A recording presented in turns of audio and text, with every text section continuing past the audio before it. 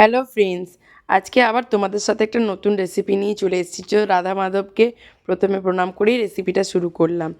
আজ আমি বানাতে চলেছি একটা পিঠের রেসিপি। তো তার জন্য আমি নিয়েছি 1 প্যাকেট সুজি আর কিছুটা চাল গুঁড়ি। তো আজকে দিনে হচ্ছে সংক্রান্তি। আজকে আমাদের মা, দিদারা, ঠাকুমারা সবাই আমাদেরকে তাওয়া পিঠে করে খাওয়াতো। তো আমি যেহেতু তাওয়া পিঠে করতে পারি না, তো আজকে তোমাদের একটা সরা পিঠে বানিয়ে খাওয়াবো। তো তার জন্য আমি 1-2 প্যাকেট সুজি নিয়েছিলাম। 1 প্যাকেট আমি অলরেডি 5 মিনিট আগে ভিজতে দিয়ে দিয়েছিলাম, যাতে সুজিটা ভালোভাবে আমি মিক্সিতে পিষে নিতে পারি। তো দেখো, আমি সুজিটা যে ভিজতে দিয়েছিলাম, একটু জলটা বেশি দিয়েছিলাম যাতে সুজিটা জলের মধ্যে ডুবে থাকে। তো আমি এবার সুজিটা একটা মিক্সার গ্রাইন্ডারে ভালোভাবে পেস্ট করে নেব। এতে কোনো জল দেবো না, জল দিলেই এর ব্যাটারটা পুরো পাতলা হয়ে যাবে। তাই ভালোভাবে দেখো সুজিটা পেস্ট করে নিচ্ছি। এরপর আমি কিছুটা চাল গুঁড়ি একটা বাটির মধ্যে নিয়েছি। যতটা সুজি নিয়েছি তার থেকে কিছুটা কম চাল গুঁড়ি নিয়েছি। আর দেখো, এইভাবে আমি সুজিটাকে পেস্ট করে নিয়ে ওই চাল গুঁড়ির মধ্যে দিয়ে দিচ্ছি। আর চাল গুঁড়ির মধ্যে আমি একটু নুন আর চিনিও অ্যাড করে দিয়েছি, যাতে মিষ্টি লবণের ভাবটা যেন ঠিকঠাক থাকে। আর জলটা যেটা ছিল এক্সট্রা, সেটা আমি ফেলে দিয়েছি অলরেডি। আমি দেখো পুরের জন্য একটা কলাকাঁদ, কিছু কলাকাঁদ আর একটা পাটালি নিয়েছি। এই দুটোকে একসাথে মিশিয়ে নেব ভালোভাবে। একটা সরা নিয়েছি, সরাটাকে ভালোভাবে ধুয়ে নিয়েছি। এবারে সরাটাকে আমি ভালোভাবে ধুয়ে গ্যাসের উপর রেখেছি। তো এই দেখো, আমার পুরের যে মিক্সচারটা সেটা পুরো রেডি হয়ে গেছে। আর এখানে আমি তাওয়াটাকে এবারে গরম করে নেব। মাটির যে তাওয়াটা, সেটাকে আমি গরম করে নেব। তো আমি গ্যাস অন করে দিলাম। এরপর ওই মাটির যে তাওয়া মানে সরাটা, সেটা গরম হতে দিলাম। একটু বেশি আঁচে গরম হতে দিলাম, কারণ এটার মধ্যে জল ছিল, জলটা যাতে শুকিয়ে যায় তাড়াতাড়ি। তো আমি কিছুক্ষণ ওয়েট করব। এরপর সরাটা পুরো গরম হয়ে গেছে, তো আমি এর আঁচটাকে পুরো কমিয়ে দিয়েছি, একদম স্লো করে দিয়েছি। তো আমি একটা বেগুনে দিয়ে আর সর্ষের তেল দিয়ে এটাকে ভালো করে ব্রাশ করে নিলাম। এরপর ওই যে মিক্সারটা ছিল তোমার সুজি আর চাল গুঁড়ির যে ব্যাটারটা, সেটা ভালোভাবে মিক্স করা হয়ে গেছে।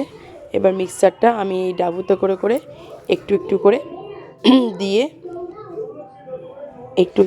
এটাকে ভালোভাবে চারপাশে ছেড়িয়ে দেবো। এবার এরকম ছোট ছোট হবে জিনিসটা। দেওয়ার পর যে পুরটা রয়েছে, এই পুরটাকে আমি মাঝে দিয়ে দেবো, বেশ অনেকটা পরিমাণ নিয়ে ভালোভাবে এটাকে ছড়িয়ে দেবো। এরপর ওই যে ব্যাটারটা ছিল, ওই ব্যাটারটা আবার আমি কিছুটা ওই পুরটার উপরে দিয়ে দেবো, যাতে পুরটা পুরোটা ঢাকা যায়, যাতে না বেরোয় পুরটা। ভালোভাবে দিয়ে আমি ওটাকে একদম পুরো দুটো মিক্সারকে একসাথে করে নিলাম। করে নিয়ে যে ঢাকনাটা ছিল সেটা দিয়ে ভালোভাবে ঢেকে দিলাম। এবার এটা কিছুক্ষণ হোক, ততক্ষণ তোমরা দেখতে থাকো এটা কিভাবে হচ্ছে। এবার কিছুক্ষণ হয়ে যাওয়ার পর এটাকে আমি উল্টে নেব। যেহেতু ওই পিঠটা পুরোটা তলাটা হয়ে গেছে, তো দেখলাম যে না, এখনও পর্যন্ত এটা হয়নি, তাই জন্য আর একটু ঢাকা দিয়ে দিলাম। তো এইভাবেই 5 মিনিট আমাকে ওয়েট করতে হবে। 5 মিনিট ওয়েট করার পর ওর তলাটা ঠিকঠাক মতো সেদ্ধ হয়ে যাবে।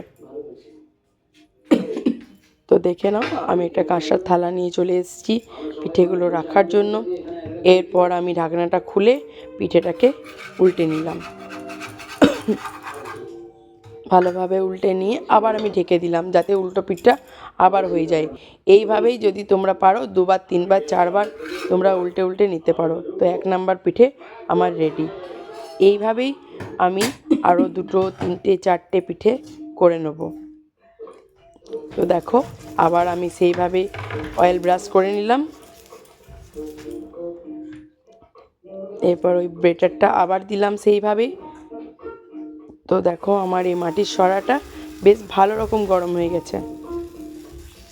এটাকে মাটির তাওয়াও বলে অনেকে, অনেকে এই তাওয়াতে রুটিও করে, বলে রুটির তাওয়া এরকম মাটির তাওয়াতে রুটি করে খুব ভালো লাগে খেতে।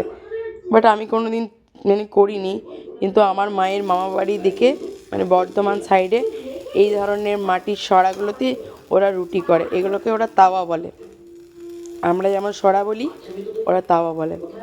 তো দেখে নাও 2 নম্বর পিঠেটা আমি আবার করে নিলাম। তো এইভাবে আমি 5 মিনিট আবার ওয়েট করে নিচ্ছি। ওয়েট করে এইভাবে করতে করতে আমি 2-3টে পিঠে আমার অলরেডি রেডি হয়ে গেছে। এবার 4 নম্বর পিঠেটা করে আমি তোমাদের দেখাচ্ছি। তো দেখে নাও, আবার আমি কিছুক্ষণ ওয়েট করছি পিঠেটার জন্য। এইভাবে তোমরা অনেক অনেক অনেক পিঠে করতে পারো, আর খেতেও বেশ সুস্বাদু হয় পিঠেগুলো। কারো কাছে মাটির তাওয়া যদি না থাকে, ননস্টিকের তাওয়াতেও তুমি করতে পারো।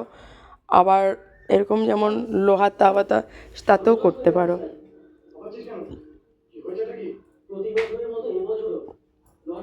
তো দেখো, মনে হচ্ছে এটা আমার হয়ে গেছে।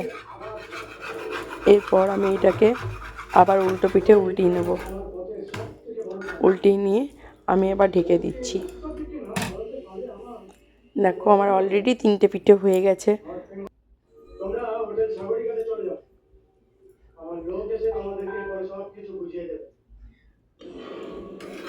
ব্যাস, আমার 4 নম্বর পিঠে রেডি। এরপর আমি গ্যাসটাকে বন্ধ করে দিলাম। তো দেখো, আমার 4টে পিঠে অলরেডি রেডি। এইভাবে তোমরা এই পিঠের রেসিপি বানিয়ে বাড়িতে সবাইকে খাওয়াতে পারো, নিজেরাও খেতে পারো। খুব খুব সুন্দর হয় খেতে। তো দেখো, সিনচান কোনো দিন পিঠে খায় না, বাট সিনচানের ভীষণ ভীষণ পছন্দ হয়েছে। ও বলেছে খুব সুন্দর হয়েছে, আর সিনচানের বাবারও খুব খুব ভালো লেগেছে পিঠেটা। আমিও লাস্টে খেয়ে নিলাম। সত্যিই খুব সুন্দর হয়েছে। নিজের হাতের তৈরি বলে বলছি না, তোমরাও বানিয়ে দেখো, খুব সুন্দর লাগে।